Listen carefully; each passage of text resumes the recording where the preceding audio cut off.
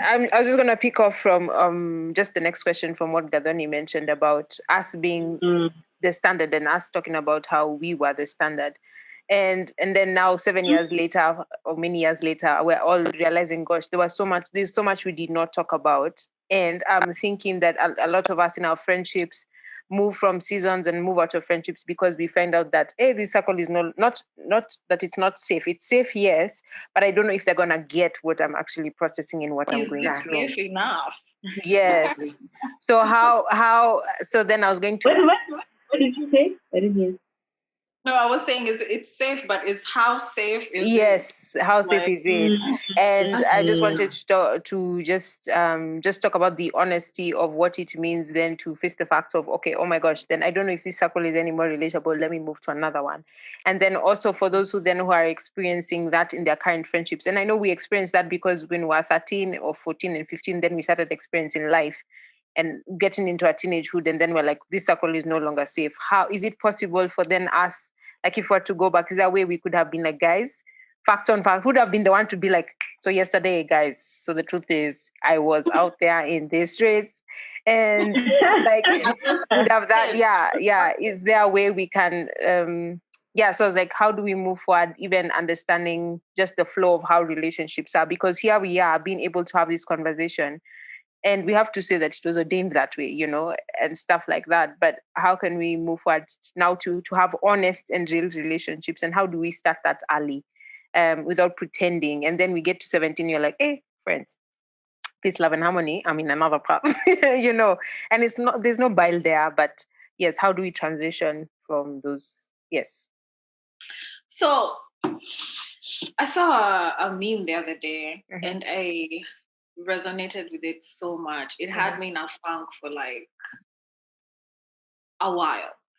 It was it said children who grow up being taught how to be perfect become great actors. Ooh, I think you said wow. Amen. Children who grow up being taught how to be perfect grow up to be great actors.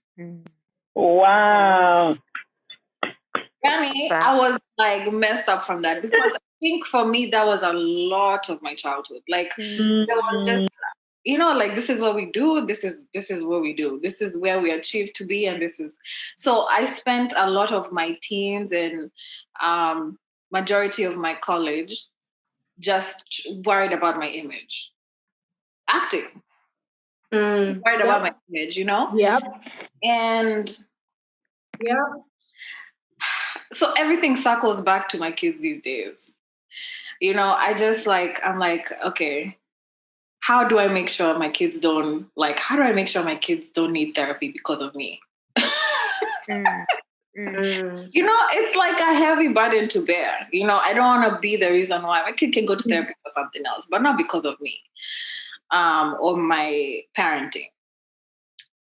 So I try to make like conscious decisions. And for me, I think one of the things that is sticking out to me is just to be real and not to have like a mask, or not to be super, super extremist either way. I just want to give my kids a healthy balance in life. And I want my kids to know that mom loves Jesus, but, she's a real person. So she goes through struggles, and she goes through happy times and sad times, and she goes through times when she's angry, but then, she calms down, or she goes through things which are difficult, but then she finds the resilience. It's like, it's living life for real in front of my kids so that they have the tools to be real with themselves.